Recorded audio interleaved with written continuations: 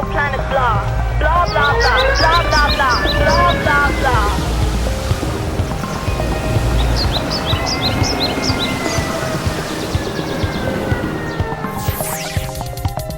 Kinka, klima eta natura krisia. Kaixo eta ongi etorri guztioi berriaren kinka proiektuaren ingurumarian antolatu dugun solasaldi plaza moduko honetara. Estudiotik jendaurrera egin dugu jauzi, non eta Nafarroako Antzerki Eskolaren txokopolit honetan. Eta hemen bildu gaituen ardatza, hauxe, Aroztegia, Urdaibai eta Marienea lurraren defentsarako mugimenduen 3 adibide. Lurraren defentsarako mugimenduen 3 adibide eta lurraren defentsarako 3 eredu. Horretaz arituko baikara gaurkoan. Azken urteotan, gero eta ugariagoak diren makroproiektuez, horien ezarpen zalantzagarriaz, atzean gorde daitezkeen esku hartze administratibo eta bestelakoez, eta behin eta berriz aipatuko dugu lurraren defentsaz. Proiektu horien aurka kolektiboki antolatzeaz, eta baita, Aroztegiaren auziak marko horretan ezar dezakeen aurrekariaz.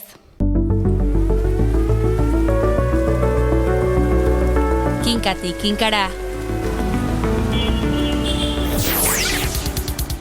Horretarako 3 lagun, 3 ahots gonbidatu ditugu, Gorka Laurnaga, Aroztegiaren auzia zaritzeko, Eider Gotxi, Urdaibaiko Guggenheim egitasmoa zaritzeko, Guggenheim Urdaibai Stop plataformaren izenean, eta Joana Detxart, Marieneko lurretan egin nahi duten proiektua zaritzeko Ostia sarearen izenean. Afera bakoitzaren gakoak zein diren, siatzen saiatuko gara lehenik, 10 minutu hartuko ditugu bakoitzean apur basakontzeko, eta gero 3 kasua gurutzatuko ditugu gaur-gaurkoz Euskal Herrian dugun panorama zein den, eta batez ere norantz goazen jakiteko. Esan bezala hemen, Nafarroako Antzerki Eskolaren areto honetan, hitz egingo dugu honetaz guztiaz, baina jakin, ekainaren 17an ere entzungai izango duzuela, ale hau bera Kinka podcastean. Eta hori argituta, goazen mamira.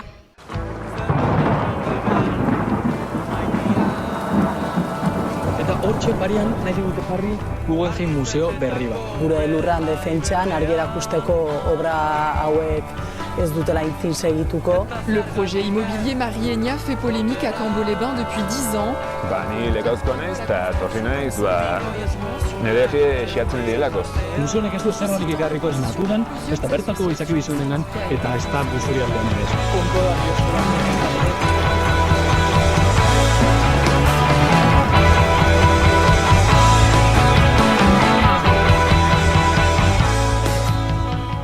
Tira, nire alboan dut ja Gorka Laurnaga, esan bezala Aroztegiko auzia zaritzeko etorri da, afera horretan auzipetutako 7 herritarretako bat baita. Beraz, halabeharrez, lehenengo galdera Gorka, zer modu zaude? Bueno, erten den bezala txarrak endute dena ongi, ez? Baina txarretik ere bada.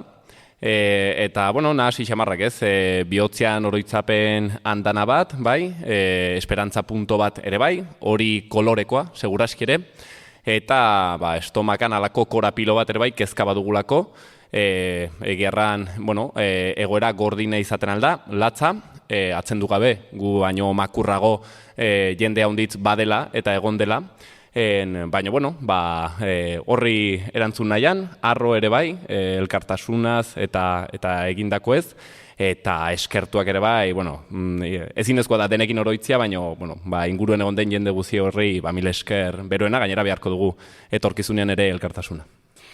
Jakingo duzue noski, eta hemen are gehiago ziur naiz, baina aferari testu ingurapur bat jartzearren, Lekarozen egin asmo duten hirigintza proiektu baten aurka mobilizatzeagatik, zehazki kanpaldi bat egiteagatik auzipetu dituzte 7 herritar afera honetan, eta talde kriminal antolatu bateko kide izateagatik, eta derrigortze eta bortxal delituak egin izanagatik zigortu nahi dituzte. 20 urteko espetxe zigorra, eta 56.000 euroko isuna guztira. Hori da oso laburpena, baina hala ere sakonduko dugu hainbat puntutan. Horretarako Gorka, hastapenera jo nahiko nuke, zer da zehazki Lekarozen egin nahi dutena, eta noiztik da bile zurmamitzen edo proiektu hau? Baztango Lekauz herri onduan egin nahi zuten Palacio de Aroztegia enpresak egin nahi du hor halako proiektu turistiko urbanistiko bat, Baztandarrek beti pelotazo urbanistiko baten modura definitu dutela, hor luxuzko hotel bat egin nahi zuten, golf zelai bat, eta 228 familia bakarreko etxe bizitza, txalet.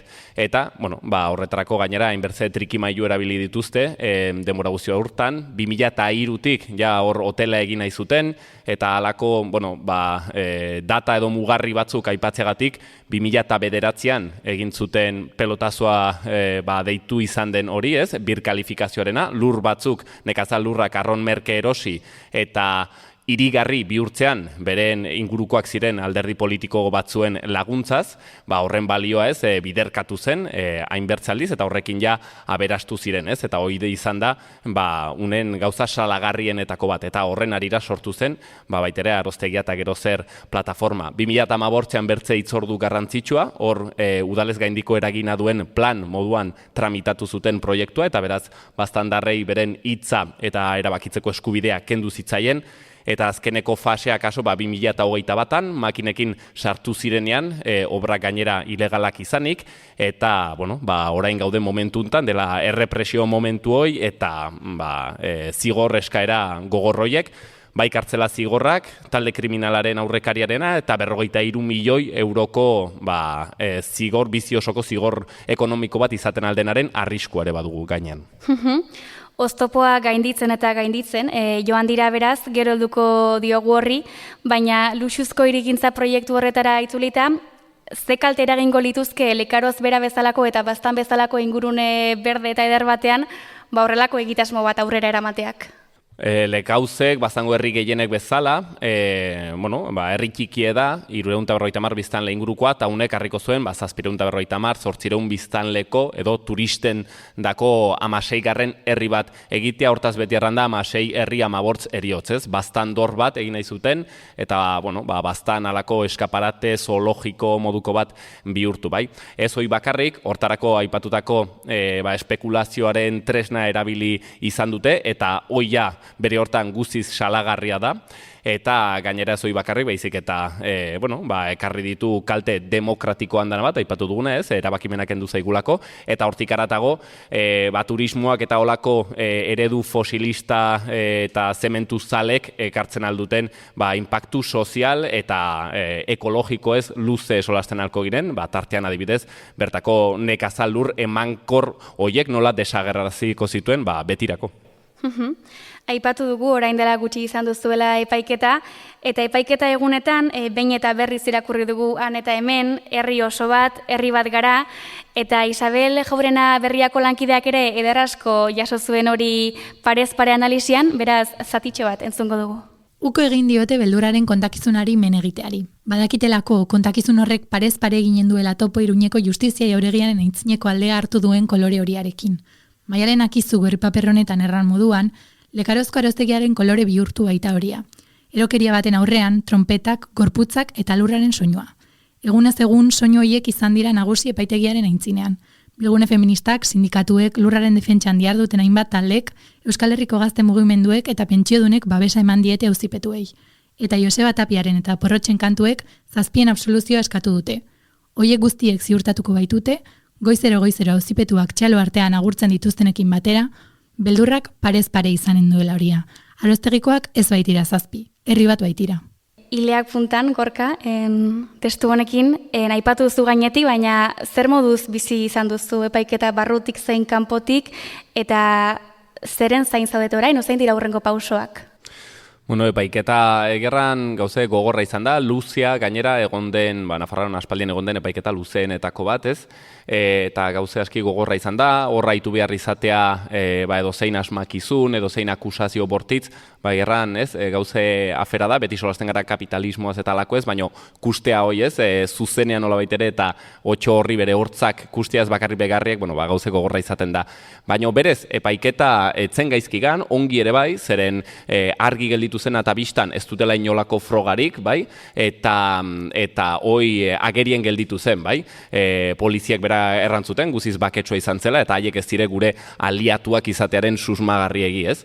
Eta hola, bertzein jendek, bai makinistek eta barrek, ez? Orden, horiek horrela, asmatu behar izan zuten halako pelikula bat, ez? Eta hor talde kriminal bat zela eta struktura bat, eta nik zer dakit zer demonio, ez? Baina orden, agerian gelditu da, sistema judizial Espainiar horren, nolabait ere alderik makurrena, dituen sesgo klasista, matxista eta guzi horiek, ez?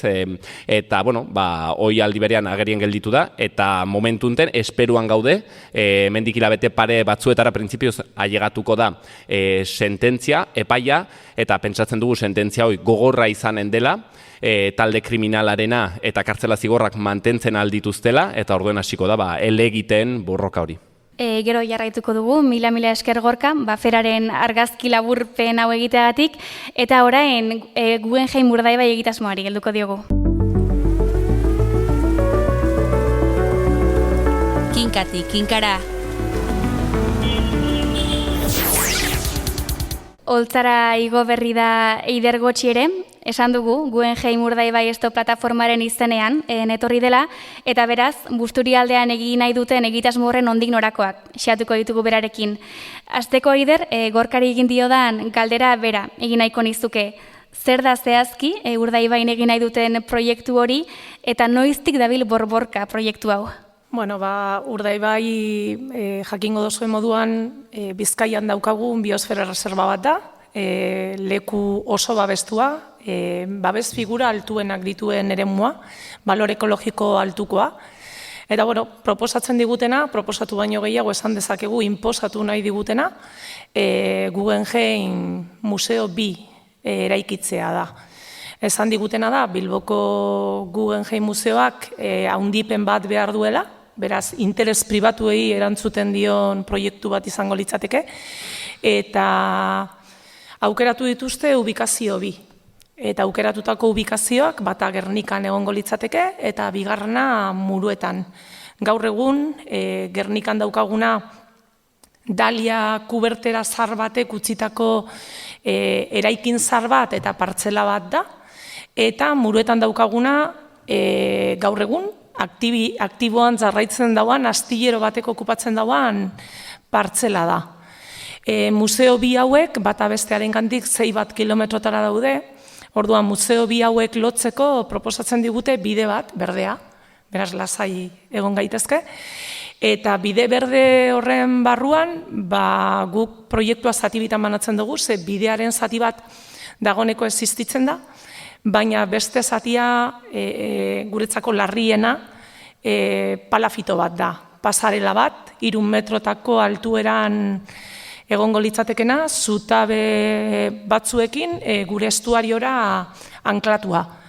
Orduan, palafito honek eramango lituzke 4 hilebetetan, 150.000 pertsona biosfera reservaren nukleora, muinera, eta babes neurri berezienak dituen eremura. Hortze aurkitu dezakegu adibidez, Natura 2000 zareak izendatutako babes bereziko 3 eremu, Artadiak, Ezegunea, edota Ibaiak eta Errekak, edota hegaztientzako babes bereziko eremu bat izendatuta dagoen tokia. Hori da, konkretuki, Muruetako ingurune hori.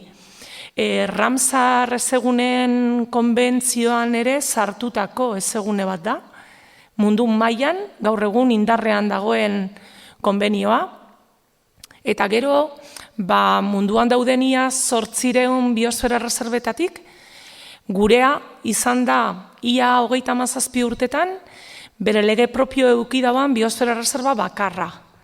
Gaur egun Menorkakoak bidelagun egiten digu, baina 37 urtetan bakarrak izan gara. Eta lege propio hori Eusko Legebiltzarrean onartutako lege bat izan da, 1989an, biosfera reserva 1994an izendatu zuten eremua, beraz 40 urte bete berri ditugu, eta lege hori Urdaibairen babes eta antolaketarako idatzita eta araututa dagoen legea da. Eta ikusten duguna da, gure eskualdeak normatiba bereziak ditu titulu honi esker, beraz, baditugu hor araudi muga batzuk, eta 40 urtetan bai bizilagunok eta bai eskualdera etorri diren proiektu guztiak normatiba horretara egokitu behar izan gara. Eta oin ikusten duguna da, proiektu hau aurrera ataratzeko normatibak moldatu direla proiektura. Eta horretan ari direla gure erakundeak eta gure instituzioak. Orden, hause da daukagun erronka, gatazka, Busturialdean. Euskal Herriko Biosfera Erreserba bakarrenetako batean, egin nahi dute hori, ze balio ekologiko du Urdaibaik eta ze suposatuko luke bertan makroproiektu hau eraikitzeak? Urdaibaiek ekosistema ezberdinak ditu, ezegune bat da, eta ezegunea da nenean gaur egun daukagun krisi klimatikoaren aurrean edota biodibertsitatearen galeraren aurrean, ezeguneek duten balioa ez da neurgarria. Osea, dugun arazoarentzako soluzio bat eman dezaken erraminta bat da ezegune bat. Hori ez da baloratzen, baloratu behar den moduan. Gero gure ezegunea migrazioan dabiltzan hegaztientzako leku estrategikoa da. Gertatzen dena da estuario txikitzoa da, diametro txikitzoa dauka. Orduan, inguruan dituen Busturialde 21 herrik osatzen dute. Orduan, estuario hori inguratzen duten herrietan dauden ekintzak, eguneroko ekintzak, erresonantzia kutxa bat bezala eragiten dute estuario horretan. Beraz, dagoeneko museo barik, bertako hegaztiak, bertan gelditzen diren hegaztiak, estresatuta daude. Eta museo honek guzti hori areagotu egingo luke infinitoraino. Ezkezin dugu kalkulatu zer izan daitekeen ekarriko lukena. Gaur egun neurtuta dago, Biosfera Erreserbaren muin horretan daukagun bizitari kopurua. Ze bertan dauden bideak balizatuta daude. Orduan, erakundeek eurek egindako memorietan, beraiek esan zuten, adibidez, azkenengo memoria atara zutena 2023koa izan zen, eta esan ziguten 200.000 pertsonak bizitatu zutela Biosfera Erreserba. Eta 200.000 pertsona horietatik 160 muinera, Muruetara, bigarren sedea egongo litzateken leku horretara heltzen dela. 120.000 pertsona dira, gara. Ze horiek ez dira museoa bizitatzen etorriko direnak, baizik eta gu gara. Bertan bizi garenak edota asteburu pasa datozenak Biosfera Erreserbara, horretaz disfrutatzera. Bueno, hori da gaur egun daukagun egoera. Horreri gehitzen badotzagu, 4 hilabetetan 140.000 pertsona, horrek esan nahi dau, egunero jaso beharko genituzkela 1.300 pertsona.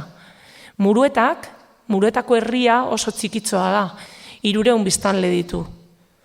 Bilborekin konparatzen badugu, danok ezagutzen dugu Bilbok eremu konkretu batzuetan daukan egoera, gentrifikazioaz berba egiten da.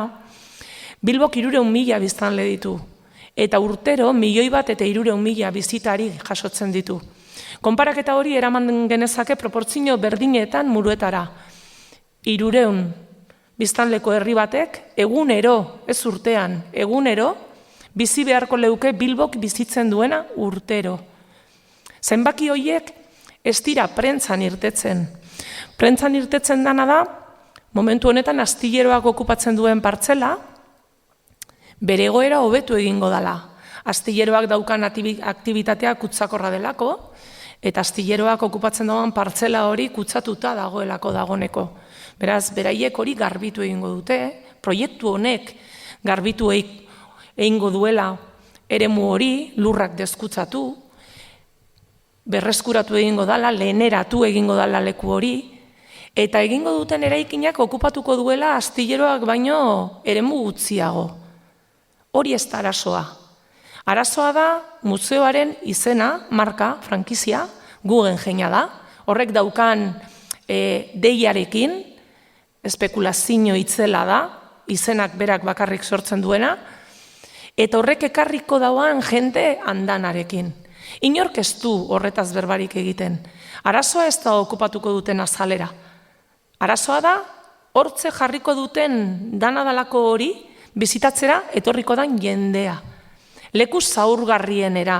Momentu honetan jendea atara beharko litzateken leku batera jende gehiago ekartzea proposatzea. Turismo masiboan oinarritutako proiektu bat da. Eta proiektu kultural bezala saldu nahi digute. Baina kultura inork ez du berbarik egiten.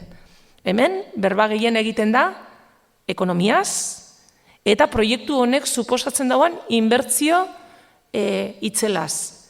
Guztia diru publikoz. Eta guzti hau baloratu egin beharko litzateke eta herria honetaz informatu egin beharko litzateke. Eta gure instituzioen momentuz ez dute proiektu honen inguruan informaziorik eman. Kontrakoa, proiektua ez dela existitzen esaten digute oraindik. Orduen, hau guretzako larria da. Diru publikoarekin bultzatzen ari diren proiektu bat herriari ondinoko momentu honetan araudiak eta normatibak aldatu diren egunotan publiko ez egin izana. Gero sakonduko dugu proiektua aurrera eramateko moduetan, kostalegian eta abar, baina gaur egunera begira, ze puntutan dago, esan genezake nazioartekotzen ari den afera bat dela, ezta? Bai, momentu honetan lortu duguna, gure helburua beti izan da ahalik eta komunikazio zabalen edukitea. Uste dugu proiektu honen ahulgunea izan daitekela Guggenheim marka, bera, frankizia bera. Argi daukagu Guggenheimak ez duela bere izena epaitegietan ikusi nahi, ez da gatazketan murgilduta ikusi nahi. Orduan, guretzako hori ahulgune bat da, eta ahulgune hori aprobetzatu egin behar da. Orduan, saiatu garena da ahalik eta eremu zabalenean proiektu hau eramaten, ez da? Orduan, azkenengo urratsak eman direnak nazioartera proiektu hau zabaltzea izan da, eta horretarako, Frantziako erakunde batek lagunduta, ezeguneak babesten dituen Mediterraneoko aliantzak lagunduta, proiektu honek suposatuko leuken kaltea internazionalizatu egin dugu, Red Alert, deitzen da, eta Urdaibaien alerta gorria piztuta dago.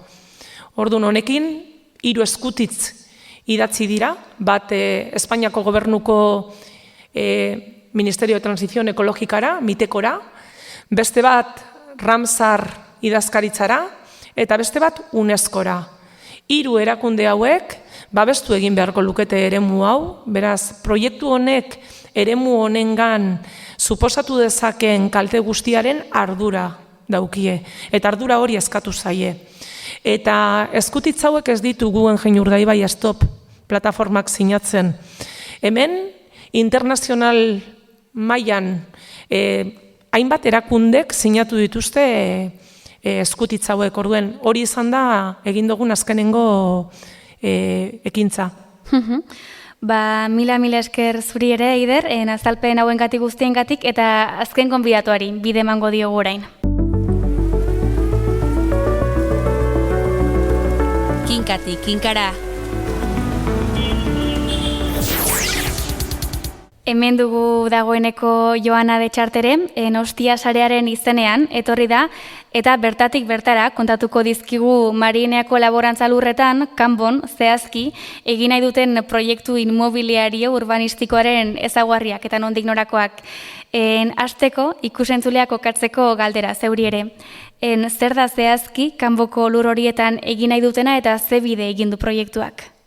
Jakin behar ne orduan lehenik da borroka hori darama 10 urte, jadanik, eramaiten dena. Eta ez dela makroproiektu bat, baina iparaldean espekulazioa egiten den simbolo biziki azkarra, bereziki laborantza lurretan. Eta borroka luzea da, nun laborantza lurrak pasatu direnak eraikigarrietara nola dizen, urbanizazio plan gintzan, duela orain 10 urte, kanboko erriko etxeak pasatu zuela erakingarriara lujalde hori, eta hortik begira nahi lukete egin etxe bizitza, bai soziala baita ere begoarena, eta 100 bat etxe bizitza egin nahi da hortan. Eta horre begira, biziki garrantzia dena da laborantza horiek biziki emankorrak direla, eta nora ibaraldean behar ditugu oraindik, eta urtero galtzen dira behin eta berriz laborantza lurrak, Orduan, 3 eta 7 hektare horiek ez dira galdu behar, eta hortarako simbolikoa da. Guztiek ez duzu jakingo agian, baina hemen ere testuinguru apur bat jartzearren, proiektuak hasieratik izan du jendean dana aurka, eta aurkakotasun horretatik egin diren ekinbide bazuen arira, 2 auzibide izan dira. Lehena, egitasmoaren maketa bat lurra botatzeagatik, eta bigarrena, Kanboko Herriko Kontseilua okupatzean izan ziren istilu batzuengatik. Azalduko zenituzke, Joana, zein diren eta zertan diren 2 auzibide horiek? Bai, orduan ez dutan nahi da proiektu horren gibelean badela trikimailu bat erriko etxarekin baita ere jabea eta egin nahi dutenekin proiektu hori lurralde horretan. Nun igezin agentzia hori Buig Imobiliarioak nahi du erosi, ez dena erosia oraindik dakigunatik, eta han bertan beraz etxe bizitzak eraiki. Eta nolaz gaur egun Mariena bilakatu den borroka bat laborantza lur guziak ere babesteko, egin zen duela orain 2 urte ekintza bat, nun militanteak eta bereziki Ostiako militanteak joan ziren maketaren proiektu honen maketa lujez estaltzera erakusteko zer gogo eta zer baden horren gibelean eta zer nahi genuken proiektu horren kontra eta laborantza lujak babesteko eta atxikitzeko lujalde honetan. Eta hortik begira beraz errepresionatua izan da, baita ere ondotik, nola zautitxeekin beti eta berriro saiatzen den ere komunikazio bat sortzen, baina ere hor oztopo handia baden, izan zen bigarren ekintza bat, nun erriko kontseilura joan ginen, eta arat eskatzeko komunikazioa edo bedean elkarrizketa ideki. Hortik, betidanik biziki antzua izan delako komunikazio hortan, eta beraz muga handia delako hortarik, eta izan zen erakusteko bereziki laborariak hortara dalmate borroka, eta beraz laborarien borroka izan eta ekintza izan zen, makila eta eskilekin sartu ziren erriko kontseiluan erakusteko zera. Ez dela bakarrik goi mailako edo han jauntio batzuen proiektua edo haien arteko elkarrizketa, baizik eta erri eta biztanleen eta baliatu behar dituztenek dutela hitz egin behar eiekilan. Geroztik ere egin dituzue protesta ekintza gehiago, orain dela gutxi adibidez baratzekariak ere egin dituzue laborantza lur horietan, eta makilaren zinara egin duzue. Nola joan dira ekintza horiek eta ze pausotan zaudete orain? Ekintza biziki polita izan da, Mariena landatu ekarri dugula lelopean. Zergatik ez dut zehaztu hauzibideetan, baina urbanizazio plangintza ere hauzitegira eramana izan da, baita ere eraikitzeko baimena. Eta eraikitzeko baimena, 2 aldiz hauzitegian baimendu edo onartua izan da, elegitean ere bai, nun epaileek ekarri zuten, etzela frogatzen ahal, lur horiek laborantzarako eramanak zirela. Baizik eta urtean zehar ikusten dela kabala, ardiak bat direla urtean zehar, baita ere belarrak egiten direla. Baina batzuentzat iduriz hori ez delako laborantza, nahi zen beste urratsa simbolikoa beti eman eta Mariena landatu izan da hektare erdiko eraitzeko proiektua, nun patata, lursagarrak eta kuiak landatu dira eta erriko borroka eramaiteko konkretukui lurrera.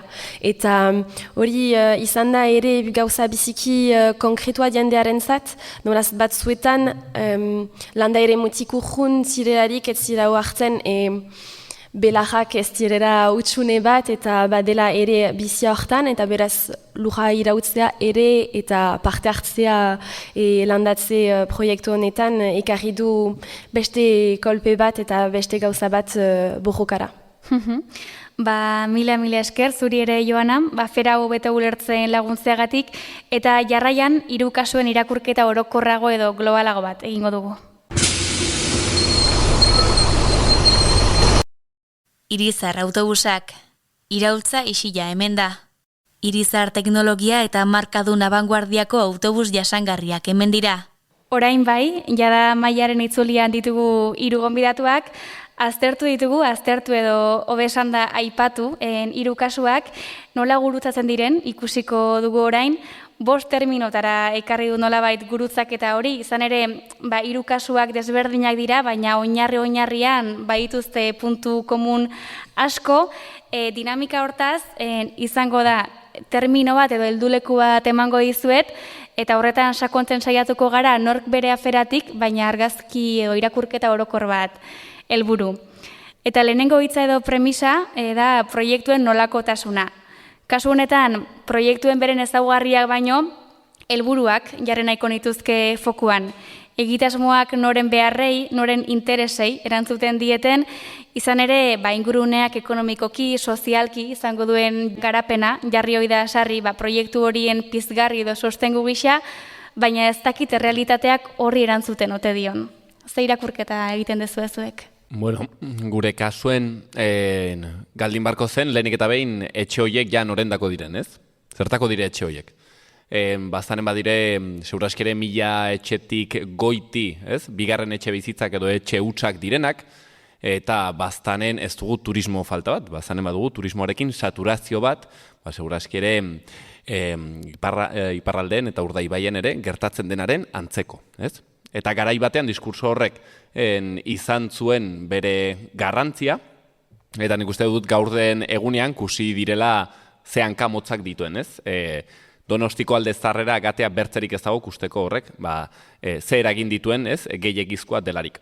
Orduen, bistakoa da etxe horiek zirela luxuzko turismo bat sustatzeko, eta gainera proiektu urbanistiko hoizela proiektuaren bihotza, ez? Historia luzea da, baina haiek ez zuten nahi hotela egin, edo hotela eta golf zelaia egitea bakarrik, hoi bakarrik izan nahi, baizik eta hor gakoa ziren 228 etxe bizitza horiek, ez?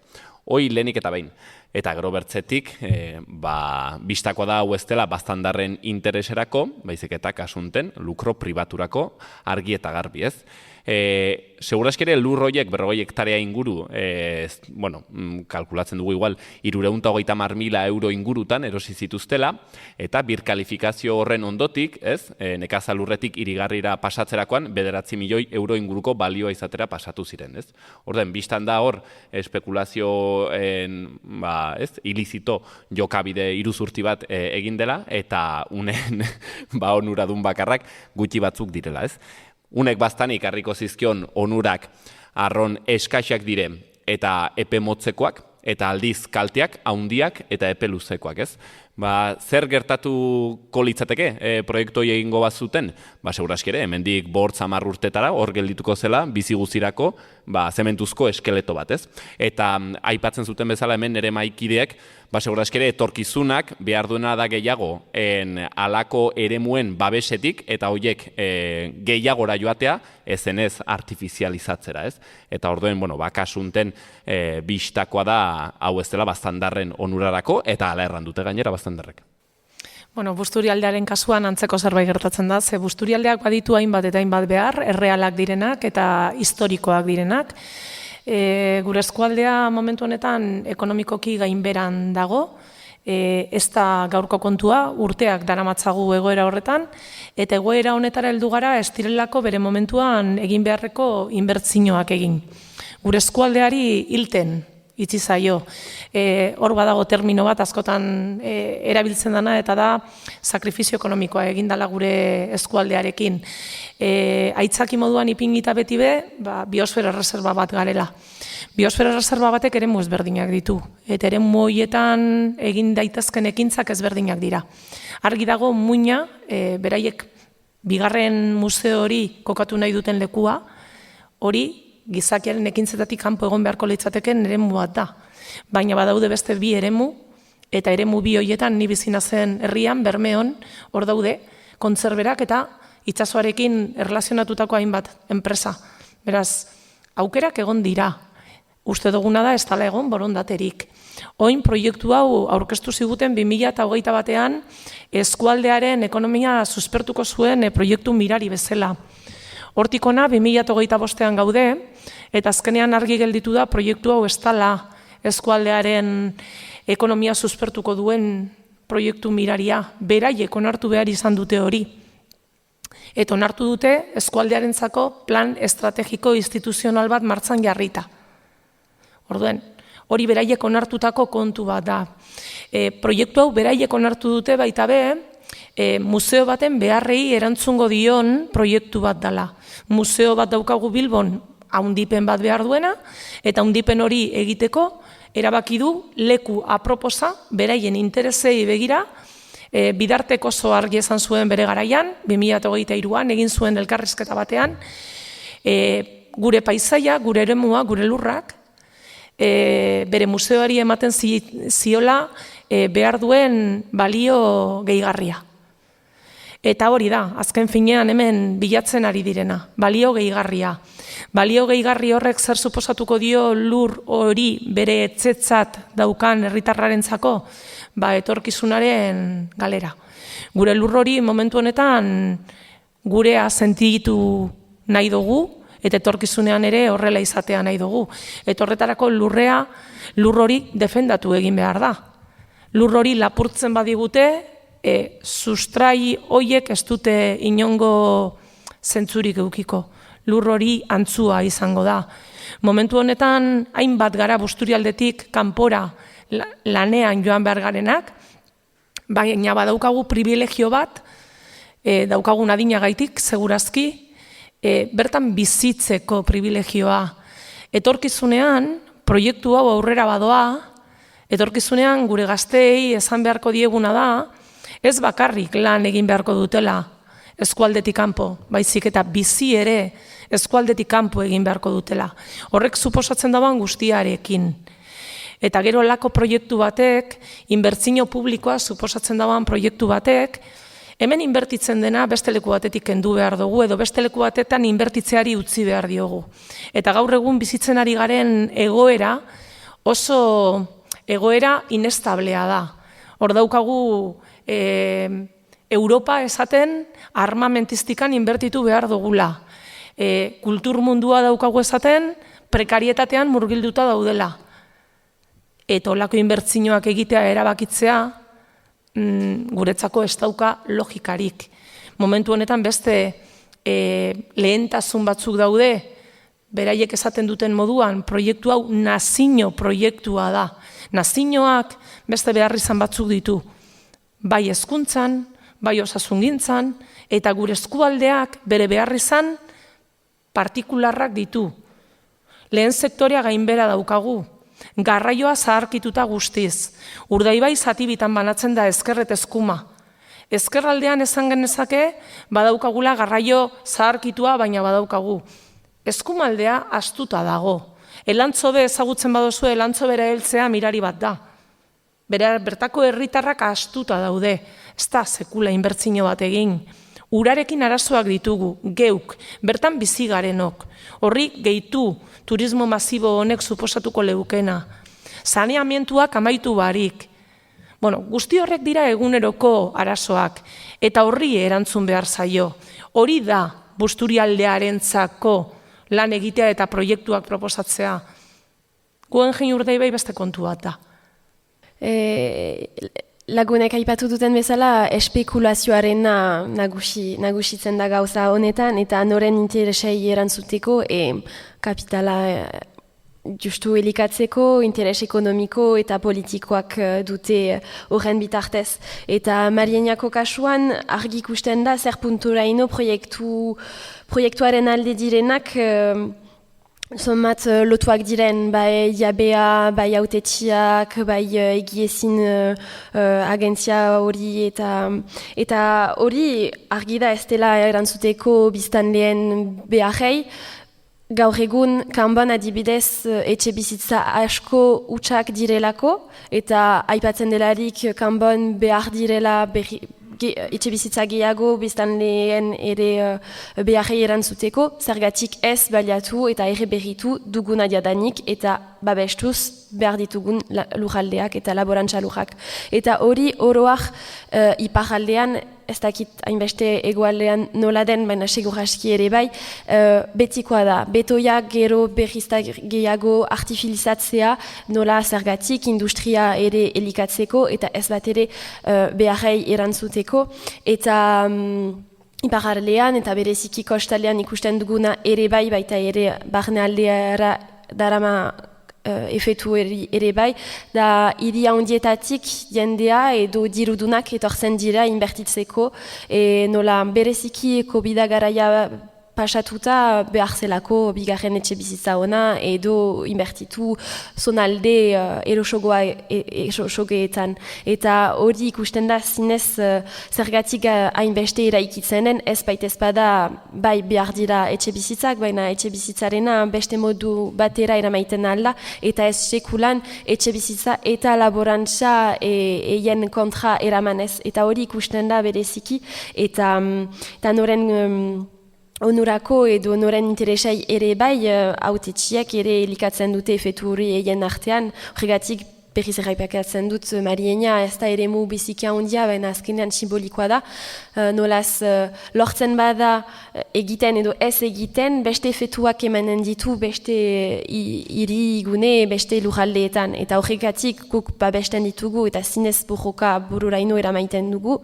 Lortzen bada buig oztopatzea zonalde honetan, efektu eta hoi hartzuna handia eramanen du beste guneetan ere bai. Bigarren heldulekoari dagokionez proiektuen ezarpena da izpide izan nahiko nukena eta bi heldulekutatik neutsi nahiko nioke batetik, eta aipatu dituzu adibide batzuk, administratiboki, politikoki, a priori, legearen markoan aurrera eraman ezin diren egitasmoak, aurrera eraman alizateko egiten diren esku hartze. Horiek ez da, ze bada edo izan ohi da behintzat proiektu guztietan errepikatzen den patroi bat, legeak nahi eran aldatu edo moldatzearena. Bai, baztanen kasuen argi da, Arozegiaren proiektuen, aipatu dudan, mugarri handioi, udalez gaindiko eragina duen plana, UGEP, egintzen manifestazioetako batean pankartan hori agertzen zen, UGEPa bertan behiti gelditzeko, jendea handizik etzuen ulertzen, baina guk ulertzen genuen borrokaren mugarri handietako bat hoixen zela. Udalez gaindiko eragina duen plana, figura administratibo horren logikak, izaten ditu bi irizpidez, dire mota desberdineko, tipologia desberdineko proiektuak aurrera eramateko nafar guzien interesan. Baitu bi irizpide, bat udalerri bat baino gehiago ukitzen badu, orduen aplikatzen ahal da, eta bertzeenaz nafar guzien hain interesekoa baldin bada, orduen pentsatzekoa da aplikatzen ahal dela figura hori, eta orden Nafarroko gobernuak hartzen du proiektuaren gaineko erabakimena, eta kasunten ez bastandar, ongi ulertzeko, naiz eta bastandar guziak proiektuaren kontra egon, Nafarroko gobernuak inposatuko zuen, edo erabakiko zuen zer egin, Orden, lehendabiziko kasuan, proiektuenek bistakoa destituela udalerri bat baino gehiago ukitzen, eta Nafar guzien interesekoa dela, guri duritzen zaigu Nafar guzien desinteresekoa dela, eta batez ere bastandarrena. Akaso, ez dakit, bide berde bat egiteko, edo ospitale bat egiteko, edo horrez nahi sartzen, horrek ematen alko zituen eztabaidak, baina biztan da, halako proiektu turistiko urbanistiko bat, lukro pribaturako denean, legea guziz bortxatzea dela halako zerbait egitea, Aipatu barra da, lege hau ala tramitatu zuela hasieran UPNek bulkatuta eta geroa baik sozial berdeak omen direnak behin betiko baieztapena eman ziolako, eta ez datzen du bar 2008an berean epaitegiek errantzutela ezintzela UGEP gisa tramitatu Baina, kusita bastandar guzien kontrakotasuna zutela, baita ere instituzioena, orduen erabilera hori egin dute, eta gainera horrek ekartzen ditu bertze albo kalte handiz, errate baterako sortzen duen desatxikimendua, desafektua edo deskonfiantza alako gauzetan, Busturialdean ikusi duguna da hori, legeak errespetatu beharrean eta errespetarazi beharrean, moldatu egin dituztela. Eta baditugu, guk ezagutzen ditugunak, behintzet, baditugu lau adibide. Kosta legea, Astilleroa, esan dugu hor kokatu nahi dutela bigarren museoa. Astilleroak okupatzen duen partzela, Hor dago 1993-tik. Eta hor dago kokatuta, ur ertzean, ikustea da politena eta inpaktu gehien egiten dagoana, urak egiten duen kurba natural hori ja jan egin dio eta okupatzen dagoana da, urak okupatzen zuen espazioa. Orduan, hor dago kokatuta, Espainiako gobernuari emakida bat eskatu zitzaiolako 1993an. Eta Espainiako gobernuak eman egin zion. Baina emakida guztien moduan, bazituen baldintza batzuk. Eta baldintza nagusia epea. Eta epe hori zan 75 urtekoa. Legeak ematen duen eperik eta luzeena. Ez dago beste aukerarik.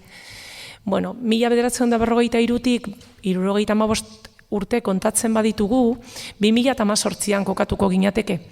Eta, 2018 aspaldi pasatu da. Astilleroak hortze jarraitzen dau. Hor, astilleroak okupatzen dauan espazio guztiak, zeukan kosta legearen barruan, 1988an ezarritako kosta legearen barruan, babes bat, Jabaritza Sormen babesa, eta 100 metrotakoa zan.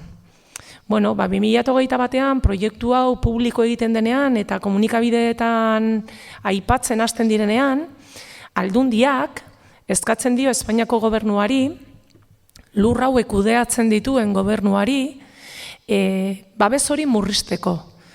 Eta 100 metrotatik 20ra murriztea eskatzen du. Urtetxo bi pasatzen dira, 2022a, 2023a, eta 2023an Sánchez presidente egiten dan aste berberean lege hau jauzi egiten da. Eta azaroaren 21ean legea 100 metro babesa izatetik 20 metroko babesa izatera pasatzen da. Horrela zer da lortu dutena? Lortu dute espazioa. 80 metro askatu dituzte eta 80 metro horietan museo hori kokatzeko aukera edukiko lukete. Espazioari dagokionez. Baina badaukate beste erronka bat. Beste erronka hori ez bakarrik astilleroan, baizik eta Gernikako Daliak okupatzen zuen partzelan ere badaukagu. Biak dira industriak, eta biak daude partzela industrial bezala kalifikatuta. Orduan, museo bat, olako kalifikazioa dagoen eremu batean ezin da kokatu. Kalifikazioa aldatu beharra dago. Orduan, baditugu ja, Herribi, Gernika eta Murueta, kalifikazio aldaketa bat beharko luketenak. Eta bide berdea dela eta, museo biak lotuko dituen bide berde hori, horbe egin nahi dituzten beste aldaketatxo batzuk diela eta, foruko herria, 3. hor ere aldaketak beharrezkoak dira. Zer da egin dutena? Udalez gaindiko plan berezi bateragarri bat sinatu. Eta plan horretan, 3 herri hauetako alkateek eskumen guztia eman deutzie Aldundiari, Bizkaiko Foru Aldundiari, ez bakarrik plan hori tramitatzeko, kudeatzeko eta aprobatzeko. Beraz, udalak eskumen guztiak eman dizkio Aldundiari, behar duena egiteko, behar duen modun, behar duen lekuetan, proiektu hau bideragarri izan daiten. Momentu honetan 3 herri hauetan ditugun apoak, plan urbanistikoak, ez dute proiektu hau legalki onartzen. Beraz, aldatu egin behar ditugu. Gero, lehen aipatu dugu Urdaibaiek badaukala bere lege propioa. Lege propio horren barruan badaukagu baita be plan zuzentzaile bat. Kudeaketa eta erabilera arautzen dituena. Hori be moldatzera sartu dute. Eta horretan aldatu nahi dituzte erabilerak, lurroien erabilerak. Eta baita be moldatzera sartuta daukiena da lurraldeko plan partziala, eskualdeari dagokiona, herrietatik gorago legokena. Markina, Gernika, lurralde partziala. Eta honek dira guk ezagutzen ditugunak. Eta hauek beharrezkoak dira proiektu hau legala izateko. Orduan, zergaitik ez da proiektu hori inon aurkeztu? Argi dago. Momentu honetan aurkeztuko balitz, proiektu hori ilegala delako. Zer aipatzen digute behin eta berriro? Proiektuaren bideragarritasuna aztertu behar dela. Ez da biltza aztertzen. Proiektua bideragarri egiten ari dira. Ezberdina da. Proiektuaren bideragarritasuna aztertuta dago, eta ez da bideragarria gaur egun indarrean dauden legeekin. Beraz, moldatu eta proiektuarekin aurrera. Eta hori gaur egun bizitzen ari garen kontu bat da. Nik hori entzunez ere nahi nuke egan legala delarik ez dela baita ez bada zilegi. Eta gure kasuan hori argi dugu, nolaz plano urbanizazio planoa onartua izan dela, bi aldiz auzitegian, baita ere eraikitzeko onarpena edo, eta hortan jadanik elegitean beraz epaileak eman zuten onarpena, eta elkarteak pentsatzen dute berdin azken auzitegira, beraz korte aultuenetara ekartzea gauza hori, zinez erakusten duelako zer eredu eramaiten den legearen eta hautetxeekin, batez ere ez dena biztanleentzat. Eta hori begira, beraz aipatu dutan bezala, ikusten da zer eredu edo nolakoa zer hartu eman etxe bizitza, turismoa, bitan zatitzen direla, naiz eta ez dela baita ez bada horrela egin behar. Eta hortan hirigune elkargoak baduela behar duela zerbait eraman, jakinez hautetxia initzek ekarri zutela kontseilu batera hiri elkargoan nahi zutela behiz eraman kanboko urbanizazio planoaren eztabaida eien artean, eta erran nahi du ala ere badela sustengu bat hautetxien gandik, baina bultzatua dena zinez beste eta biztanleen gandik. Eta hori begira erran nahi du hirigune elkargoak baduela ardura bat lurralde mailan, bereziki laborantza lurreen babestean, diakinez adibidez iparaldean gaur egun barazki eta fruituen euneko 80 ekartzen dela, eta ez dela ekoizten gure lurraldeetan, eta aipatzen delarik elikadura burudiabetza edo autonomia edo zinez jasangarritasun batera erakarri nahi ditugun gure politikak gure zonaldeetan, hori ez direla bakarrikitzak izan behar, baizik eta egiazko ekintzak. Eta hortan, ejan nahi du, aski dela artifizializatzea, badakigula artifiziatzen dela ez baitere gure beharre erantzeko baizik eta beste batzuen mesedetan, eta Bestetik, proiektuen ezarpenari dagokionez, herriaren hitza, herriarena eta herritarrena. Zuen kasuan, ze posiziotan geratu da herriaren hitza, herritarrena, eta ze hartu eman komunikazio bide izan dituzue erakundeekin? Bai, baztaren kasuen kontrakotasuna agerikoa izan da, 2009an lekaroztarrek errantzioten ezetz, bai, birkalifikazioari, 2016an herri galdeketa bat egin zen, eta ere gehiengo handi batek ezetz errantzion proiektuari, eta 2011atik aitzin ez da egon baztanen gehiengo bat udalean proiektuaren alde dagoenik, bai, eta aitzinetik ere bai, birkalifikazioa egiteko aprobetxatu zuten gainera, ilegalizazio momentuak eman zien abagune edo aukera lehio hoi, ez? Orduen kontrakotasuna egerran agerikoa izan da, eta orain azkeneko kriminalizazio faseunekin zer erranik ez? Oia jende handitzen izugarrizko aserria sortu du, eta jende handiz gainean nik uste dut dagoela ez duela sinesten, ez? Zeren azkenea ez da atzen du horko promotoren zati bat bastandarra dela edo baduela lotura bastanekin, ez? Eta orden olako gauzak, harrigarrik eta impactanteak dira handitzen dako, bai. Eta gero, proiektuaren kontra erabili izan dire fronte handitz, eta tartean instituzioetatik ere bai, lan dezente eginda, eta kasunten baztango udala, baztango batzar nagusia, dela lur komunaletaz eta arduratzen den baztango organo administratiboa, biek ere etengabe proiektuaren kontra agertu dire, eta oraindik ere bai segitzen dute hortan, ez? Eta bai auzipetuei ere bai elkartasuna adieraziz, eta ugepa bertan bera uzteko eskatuz. Eta bidenabar, erranen dut ere bai, erdizen kasuan, Magnesitasek erdizen egin nahi duen proiektuan ere Baztandarrei hitza berriz ere kendu zaiela, UGEP bezala tramitatu delako, eta ez hori bakarrik, 2 aldiz debekatu delako herri galdeketa egitea, bai? Debekatu herri galdeketa egitea, erran nahi dut, ez sikiera vinkulantea edo loteslea izanik, baizik eta ez da utzi, Baztandarrei galdetzen ere zer pentsatzen zuten proiektuaz, ez? Orden Baztanen kasuen, gertatu dena azkenean, indakute halako trikimailu bat, ez?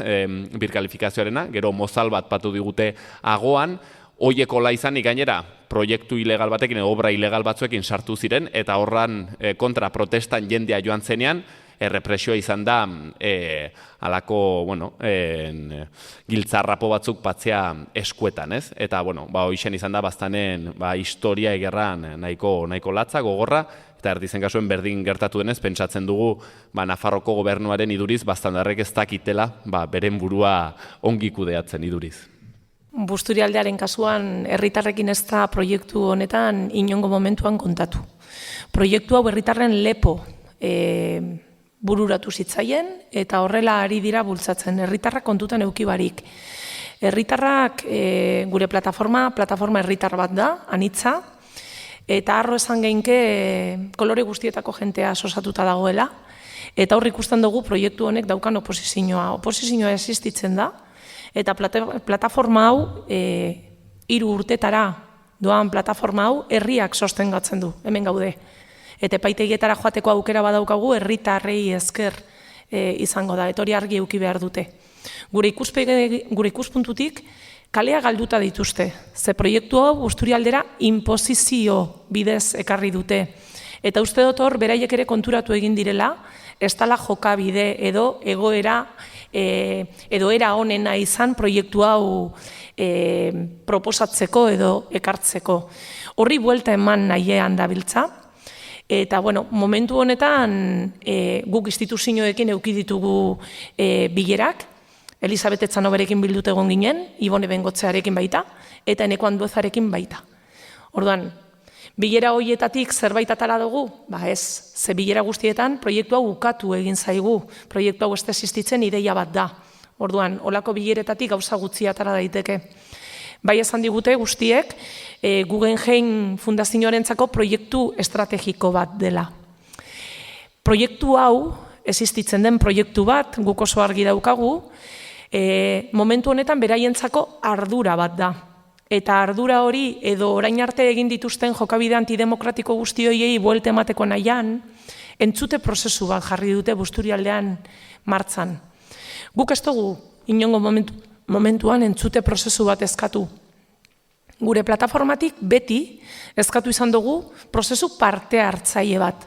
Gauza batek bestearekin ez dauka zerikusirik. Prozesu parte hartzaileetan Busturialdearen diagnostiko bat egingo litzateke, eta diagnostiko horri erantzuteko proiektuak mai gainean jarriko lirateke, guztion artean. Eta helburu konkretu batekin, Busturialdearen ongizatea bilatu. Hemen egindana da, proiektu bat mai gainean jarri, proiektu bat interes pribatu batzuak erantzungo dituena, ez Busturialdearenak, eta proiektu horren inguruan eraikidan beste guztia. Eta entzute prozesu honetan, galdetzen zaiguna da, zer lan ikusten dugun Busturialdea. Erantzun horren ondoren beste galdera bat egiten da. Busturialdean egoera hori aldatzeko badaukazu ideiaren bat? Eta gero, halako baten, Guggenheima jartzen da mai gainean. Orduan, Guggenheimari buruz sortuta dagoen prozesu bat, proiektu hau horrela diluitzea, badanok atala ditzakegu geure ondorioak. Halan dabe, naiz eta baldintza hauetan etorri, naiz eta guk eskatu ez dugun prozesu bat izan, garantia bako prozesua izan, esan digute oso argi, ez dela loteslea izango, eta prozesuak irauten dauan bitartien, administrazioetan ematen ari diren urratz guzti horiek normatibak aldatzeko ez dituztela geldituko, oso argi utzi digute. Halan dabe, prozesu honetan parte hartzea erabaki dugu. 1000 pertsona elkarrizketatuko dituzte, eta guk argi daukagu 1000 pertsona horrek proiektu honen kontrakoak izateko gaitasuna badaukagula. Eta horretan gabiltza momentu honetan. Baina herritarrei ez diake galdetu proiektu hau nahi duten. momentu honetan, entzun nahi dute proiektu honen, ezagutzen ez duten proiektu honen inguruan duten iritzia. Proiektu hau ezagutzeko lotsagarria da, baina Guggenheim museoaren webgunean sartu beharko ginateke. Eta han dago zintzilikatuta proiektua. Gure erakundeek diruz babestu eta bultzatzen dutenek, ondino publiko egin ez duten proiektua. Eta proiektu horren inguruan galdetu egiten dute herritarra.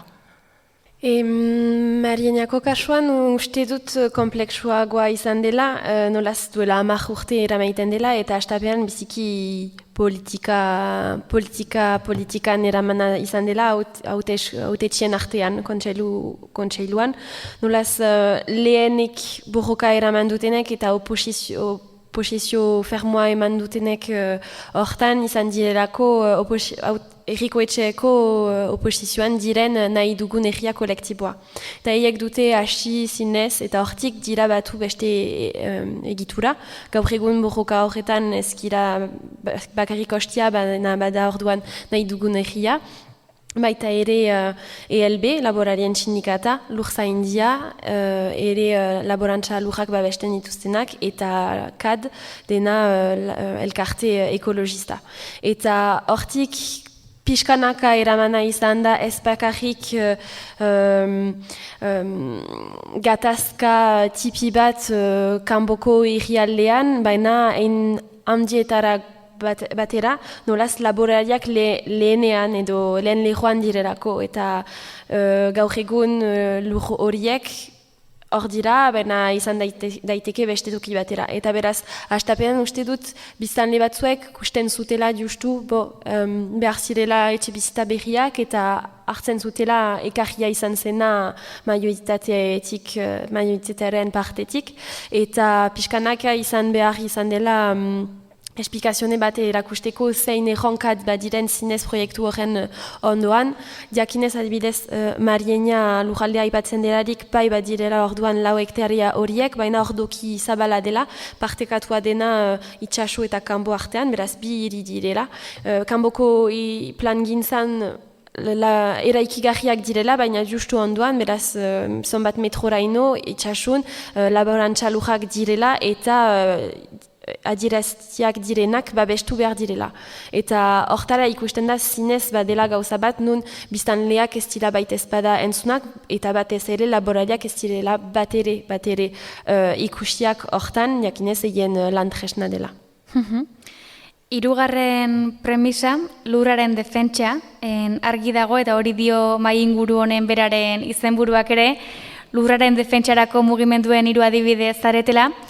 Galdera zuzen egingo duzuet, zaurgarri ikusten duzu lurra ugaritzen ari diren makroproiektuen aurrean?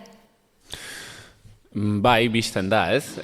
Gainera gaur ingurumenaren eguna dela, bereziki ongi dago oitzia, eta nik uste dut gainera badiren borroka eta frontea handitzen artean, lurraren zaintza, ingurumenaren zaintza, badagon garrantzitsuenetako bat dela, erraten aldela, ez?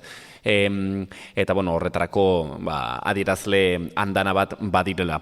Eta hor badugula sekulako arazo bat, eta gainera pixket badugun sistema ekonomikoaren logikak eta inertziak eramaten duela oraindik ere hazkundearen logika horrekin segitzera lurrak artifizializatuz eta 20. mendekoa den zementuaren eta erregai fosilen logika batekin segitzera, ez? Aroztegiaren kasuen bistakoa da, horko proiektu hori ere bai alazela, ez? Bizi ere du konsumista fosil batean oinarritutakoa, ez? Eta seguraski ere urruneko turismo batean oinarrituta eta bar. Eta, horrek eraman bardakula zer pentsatu, ez?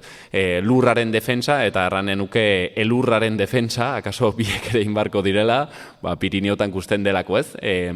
Glaziarrekin adibidez zer gertatzen nahi den, edo guk ez dugu izan jaia negurik aurten baztanen, bai? Eta horrek ere zer pentsatua eman beharko liguke, zeren egundokoa izanen zen, akaso bizia eman Aroztegiko lurren defentsa hortan, eta gero gainera aldaketa klimatikoak hoixen bihurtzea lurridor puska bat, ez? Eta pentsatzen dut, Urdaibaien eta kanpon ere antzeko zerbaiten arriskua badagola, ez? Eta orden, nik uste dut hor badela arrisku bat ere ez dela bistatik galdu bar, eta hau da, zuaiska batek duen sua itzali behar dela, baina kontuz suak ez alduen baso guzia gero ere bai erreko, ez? Eta orduen, logika untetik atera behar gara eta utzi suteari oraindik ere gasolina gehiago botatzetik, bai? Eta horrek eskatzen duena da, transizio ekosozial oso bat, eta horrek eraldaketen garai zail bat ere ekarriko digula iduritzen zaitu. Bai, azkenean guk bizi ditugunak dira kasu konkretuak, baina hau gure Euskal Herri honetan zabalik dagoen arazo bat da. Eta lurraren defentsa eremu osoan egin beharko litzateke. Lurra gure parte moduan ikusi behar dugu, eta hemen ikusten duguna da kapitalismotik ikusten dela, etekin ekonomikoa atera behar zaion zerbait. Eta hori aldatzen ez den bitartean ez dago lurra babesterik. Orduen, lurraren usurpazioa da gertatzen ari dana. Eta hori gertatzen denean, azkenean geure parte bat galtzen dugu. Orduen, guztiz adoz, Gorkak esandakoarekin, eta hau zu txikitxoak dira, baina lortu beharko geunkena da ikuspegia zabaltzea eta guzti honeri era orokor batean erantzuteko gaitasuna edo aukera edo bidea aurkitzea. Eta defentsa hori orokorra izatea eta danok batera segurazki zerbait gehiago lortuko geunke. Ene ustez, aipatzen denik lujaren defentsa ez dela baita ezpada justu gauza bat zuen kontra izaitea, baina ektorkizurako zer nahi dugun eta batez ere zinez ontasunerako edo gauza positiboraino goaz. Eta hori begira erran nahi du nolako bizizan nahi dugun gaur egun eta nolakoa izanen ondotik, eta hortat erran nahi du lurra ez dela ikusi behar etekinak egiteko edo kontsumitzeko modu batean, baina zinez berriz ikusi behar dela ere nolako kontsumoak ditugun, eta nok dituen ere irraiten nola kontsumitu behar den, eta batzea ere hortan ikusteko gaur egun elkarrekilan zer eramaiten alden, eta ikusi dugun Marienia Landatu proiektuarekin gauzak elkarrekin eramaiten direarik oso konkretuak dira eta oso ikusten da zertarako burroka horiek eramaiten ditugun. Aipatu dugu lehen blokean ze puntutan dauden gaur egun 3 egitasmoak, eta aipatu dugu alaber horietako 2 epaitegietatik pasa berri direla orain gutxi. Hala ere, bada puntu bat sakondu nahiko nukeena da, eta da ze aurrekari ezar dezakeen zehazki aroztegiaren auziak, esan baitugu besteak beste talde kriminal antolatu batekin lotu dituztela. Ze irakurketa egiten duzue horren inguruan eta batez ere kriminal eta terrorismo abizen horiek esan dezakatenaren inguruan herri mugimenduei begira? Bueno, aurrekaria konkretuki edo zehazki izaten alda Nafarroan jurisprudentzia sortzea, bai? Nafarroaren kasuan, eta beraz talde kriminalaren sententzia ateratzen bada, errametzara sortzen aldu jurisprudentzia, eta orduen etorkizun batean alako paiak errexago ateratzea, ez? Eta horrek erran nahi du, persona batzu egiten baute errepide mozketa bat, akaso eskatzen altzaiela ez bakarrik horren kontuak, baizik eta gero urte bat gehiago kartzela zigorra eskatzen altzaiela talde kriminala osatzeagatik, bai? Eta kontuz, zeren hori izaten alda kartzelera sartzearen edo ez sartzearen diferentzia, zeren bakizue 2 urtetik goiti kartzelean sartzen zara eta hortik beiti normalki kondenaren suspentsioa gertatzen da. Hortaz, izaten alda aurrekari arronlarri bat ez bakarrik sortzen duen efekto sozial desmobilizatzailearen gatik, baizik eta izaten aldituen impactu zuzenen gatik, ez? Eta, iduritzen zaitena da, hemen gertatu dena, aroztegian gertatu dena, ez dela kasua aislatua, Euskal Herrian bertze tokian dana batetan ere gertatu dela, eta, hor daude ez, Greenpeaceko kaparrosoko bortzak errate baterako, eta Euskal Herretik aterata, bai Alemanian, Frantzian, Estatu Batuetan, eta 1000 tokitan, badela olako lurraren defentsako, ingurumenaren defentsako mugimenduen kontrako represio momentu bat, batez gainera munduko egoera politiko eskuinerantz eta fosilismorantz, ez, lerratzen ari den momentu hauetan. Argi dago, epaiketa hauek desmobilizaziorako erraminta bezala erabiliko dira eta etorkizunean beste batzuei bidea mosteko eredu bezala. Orden, gu momentuz ez gaude egoera horietan, baina ikusi egiten ditugu, babestu egiten ditugu, gure babes guztia eurentzako. Baina, bai, jendea beldurtu egiten du. Eta azken baten beldur hori erraminta moduan erabiltzen dute bereien helburuak lortzeko. Eta azkenean gizarteak beldurtu hori ikusten dugu guk helburu moduan. Bai, ostian aipatu dugularik ere gure auziak Marienari begira, ez nuen osatu, baina izan dira bai aurten edo izan dira bi auzi, eta horretan bat jadanik pasadena eta emaitzarekin ukanduguna bigarren instantzian, eta ikusten da damudo maietan aski goruntz ekarri dutela, kasik beratzi mila eurorekin buig promotorearen zat, eta jakinez, eiek elegitean nahi zutela 20.000 euro gehiago eskatu dutenari begira, eta bigarren hauzia iraganen dena irailean hor gehiago zigorra berdin bortizagoa izanen dela, ikusten dela, hori presioaren mailan saiatzen direla, ez dakit fikzio bat edo historio bat ekartzea militanteen kontra, eta hortan beraz kontseiluan ekarri zelarik ekintza hori, 3 pertsona ekarri dituzte auzitegira, eta ikusten duguna oroar kriminalizazioari begira dela saiatzen direla gure itotzea diru galdetzen azpian, isunak gerozta gehiago edo beste arrisku zigorrak kartzela edo, eta gure energia ere desbidatzeko eta gure borrokari beste modu batera ekartzeko, eta horri begira ikusten dut zinez batu behar dela, eta hortan arostegiari begira biziki oihartzuna ondia eta biziki ontsa eramana izan dela borroka hori, erakusteko zera ikuste zazue kriminalizazioa aipatzen duzuareik gure borroka azkartzen duzuela. Azkenean induritzen zait hori argi dela, eta urgunago ikusten duelarik eta Euskal Herritik kanpo, nik hartuko nuke frantses mailan esemplu batzuk, eta bederen lujaren altxamenduen efetua, aski argi dena nun lortu dutela borroka eta borroka molde ezberdinak eramanez, batzera eta dilkatasuna goratzea molde batean, eta horren parean politikariak ekarriz terroristak direla. Eta puntu batera ino nun erabiltzen dituzten hitz hain larri horiek erraiten du ene ustez beldur direla edo efetua handiagoa dela, eta beraz jendetsuagoa dela borroka horiek, eta nik aski positiboki ikusten dut hori dena. Bai, alerez pimarratu da, arauztegiaren kasu konkretuan kriminalizaziotik aratago ez delatzen du barra dela pelikula bat asmatu duten haiek, gero Nafarroko gobernuai eskatu alizateko, aldarrikatu alizateko 43 milioi euroko indemnizazioa. Beraz, hor badagoela kriminalizaziotik aratago asmo lukratibo handi bat, berriz ere diru publikotik haiek aberasteko. Bosgarren eta azken hitzari helduko diogu, etorkizuna. Atzera begira jarri gara, orainari ere begiratu diogu xe-xe, eta etorkizunari ere begiratu behar diogu ezinbestean. Beraz, mahai inguruarekin amaitzeko azken kaldera ariketa bat proposatuko dizuet, aurrera begira jarri, eta ea minutu batean edo labur-labur alden moduan, azaldu alduzuen, nola irudikatzen duzuen etorkizuna, etor daitezken horrelako hirigintza proiektu gehiagori, eta batez ere horien kudeaketari begira, horrelakoak ez pasatzeko. Bueno, hor, uste dut zua izan duen talde batek erraten du lorerik ez, euririk gabe ez. Espero dugu hau izateare euriaren zati hoi, baino gero loratzea.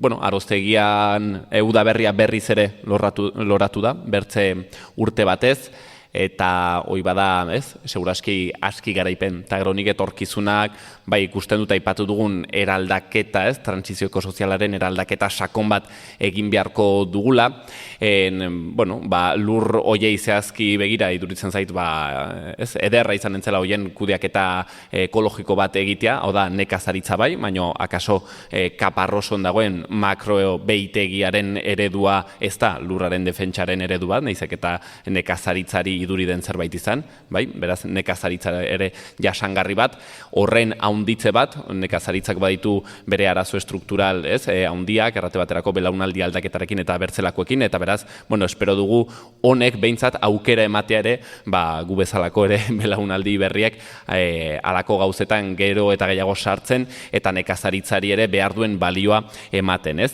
Eta hortik haratago, eta udan ere iritzi personala, baina uste dut olako kontuek, ez, zer pentsatu ere eman beharko zigutela, bai? Zeren ez da atzendu behar Euskal Herritarrak munduko 10% aberatseraren parte garela, Euskal Herrian 5 aireportu badirela, 3 milioi biztanle izanik, bai? Eta bai Marieniako, Urdaibaiko eta Aroztegiko kasuek zer pentsatua ere eman beharko zigutela gure kontsumo eta bizi eredu propioi buruz. Ez alditugun guk ere sortuko munduaren bertze tokietan, bai Erdiz bezalako proiektuak, Urdaibaikoa, Marienia edo Aroztegia bezalakoak, ez? Eta gure aspirazioak baldin badire izatea bigarren etxe bizitza bat, ez?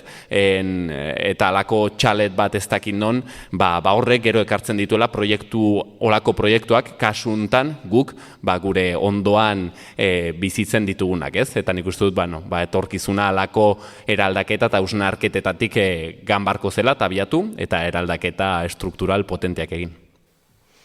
Gu Busturialdea bizigarri irudikatzen dugu, Guggenheim barik, hori argi dago, eta horretarako urratz asko eman behar dira. Busturialdeak momentuen daukan egoerari buelta eman behar zaio, seriotasunez, eta inbertsioak eginda. Eta herritarrak kontutan izan da, eta benetako errealitateari helduz. Eta beste gauza guztiak dira borondate falta. Orduan, guk hori espero dugu, beste abeslari batek esaten duen moduan gauzak ez dira horrela ze daude. Orduan, guri intentzioa da gauza hauei buelte ematea. Uste dugu lortu geinkela eta horretan ipiniko dugu gure indar guztia. Hori da, herritarrek eman ziguten agindua azkenengo urriaren 19an Gernikako kaleak betez, eta horretan arituko gara. Gu Busturialdean bizi, hezi, lan eta hil nahi dugu. Beraz, gure lurra defendatuko dugu, gure ondorengoentzako guk ezagutu dugun moduan edo hobeto egon daiten. Gu ez gara inor lur horrekin bestelakorik egiteko. Dagoen moduan edo hobeto izteko ardura eduki beharko gunke, guk eta gure agintariek. Beraz, hori da, guk Busturialdearentzako espero dugun etorkizuna. Beste metaforoa egiten badut, landatuz berdin borrokak loratzen dira ere bai, eta orduan hortan espero dugu Marienian eramaiten dena, simbolo azkarra izanik, hoi hartzun handia ekartzen alduela beste borroketara, eta bereziki transizioa aipatzen delaeko nolako transizioa nahi dugun eta nola kontsumitzen den, espero dut pertsonalki mai ingurura eramaiten aldirela aktore ezberdinak zinez egiazko etorkizunerako hausnarketa eramaiteko, batez ere ekartzen dut alako gaia laborantza lurrei begira, lurra horiek denen onurako direlako eta bereziki laboralien tresna delako beharrezkoak direla eta bereziki industrializazio eta produktivismotik kanpo eta horrentzat laborari gehiago behar dira, horrentzat ere bai lurrak babestu eta zaindu behar dira eiek plantatzeko gai izaiteko ere bai eta ere erreberritzeko belanaldi bat nun laborarietan ikusten da ere zahartze handia eta galdetzen da ere nolako elikadura ukanen dugun heldu diren urteetan ez bat dugu zinez hausnarketa hori elkarrekin eramaiten. Eta hortik ikusten dut borroka guzi horiek zinez osagarriak direla eta espero segituko dugula. Kinkatik, kinkara. Mila esker zuei, Gorka, Ider eta Joana, gaurkoan gurekin izateagatik eta dena hain ongi azaltzeagatik, zuei ere, ona etorri zareten hoi, Nafarroako Antzerki Eskolako lagunei, eta nola ez lankideei, Lara, Garazi, Uxue, Gorka, plazer bat izan da, eta esan bezala ekainaren 17an izango da entzungai berria.eus webgunean, eta plataforma digital guztietan, Hirugarren denboraldiko azken atala da hau, eta aurreratzen dizuegu bide batez, laugarren denboraldian berrikuntza ugari izango direla, batez ere maiztasunari dagokionez, baina tira, orain bagoaz, eta Kinka podcastean ohitura dugun bezala, kantu batekin agurtuko zaituztegu, gaurkoan Ganimet eta Ziztada taldeen galdera guztia kantuarekin. Berriz ere, plazer bat izan da eta eskerrik asko guztioi.